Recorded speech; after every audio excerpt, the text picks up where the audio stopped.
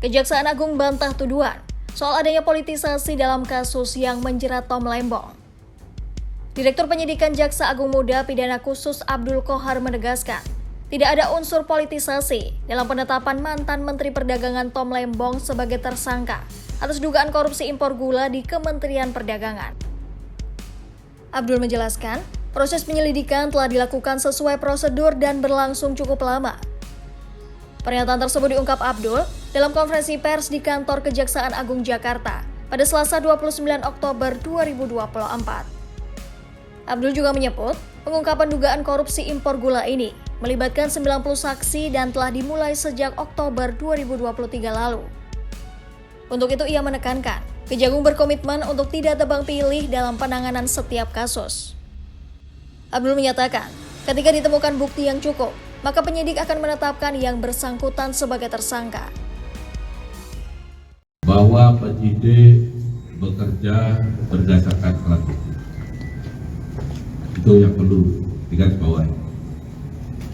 Tidak terkecuali siapapun pelakunya, ketika ditemukan bukti yang cukup, maka penyidik pasti akan menetapkan yang bersangkutan sebagai tersangka.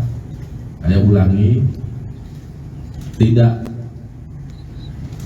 memilih atau memilah siapa pelakunya, sepanjang memenuhi alat bukti yang cukup. Terima kasih.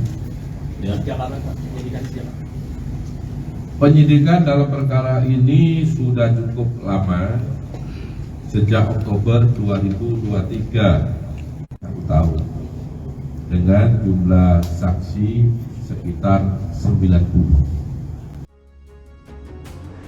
Abdul menjelaskan, jumlah tersangka dalam kasus ini mungkin akan bertambah seiring dengan perkembangan penyelidikan.